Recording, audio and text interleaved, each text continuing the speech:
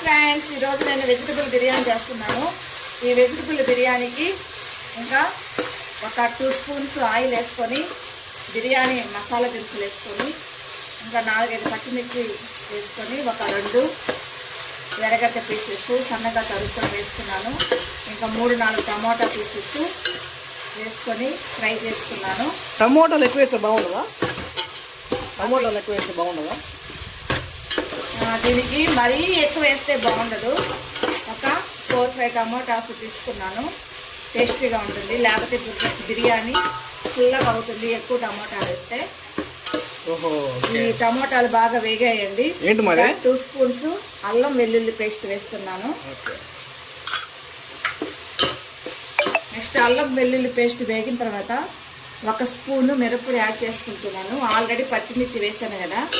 ఈ 3 గ్లాసెస్ రైసే, అందుకని 1 స్పూన్ మిరప్పొడి యాడ్ చేస్తున్నాను.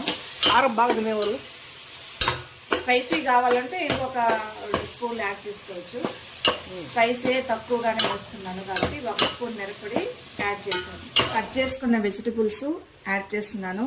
ఒక 2 క్యారెట్ పీసెస్, 2 పొటాటో పీసెస్, ఒక 4-5 బీన్స్, ఇవి కూడా యాడ్ చేస్తున్నాను.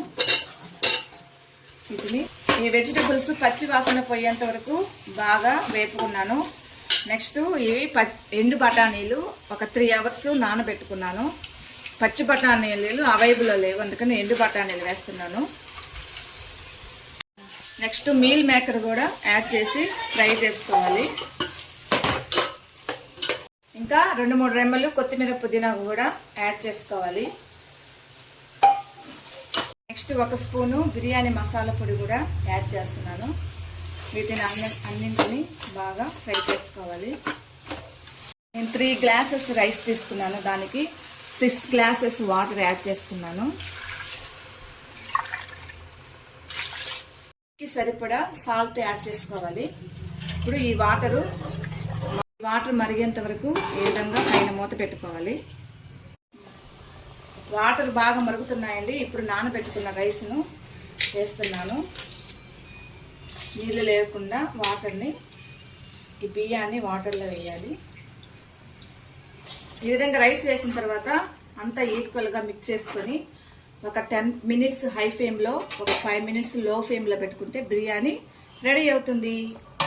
బిర్యానీ అయ్యేలోపు ఈ వడలు, బిర్యానీకి కాంబినేషన్గా వడలు ప్రిపేర్ చేస్తున్నాను. ఓకే అండి, వేడి వేడి పొడి పొడిగా ఉండే వెజిటబుల్ బిర్యానీ రెడీ అయింది. ఈ వెజిటబుల్ బిర్యానీ ఎవరికి ఇష్టమో please like and subscribe my channel.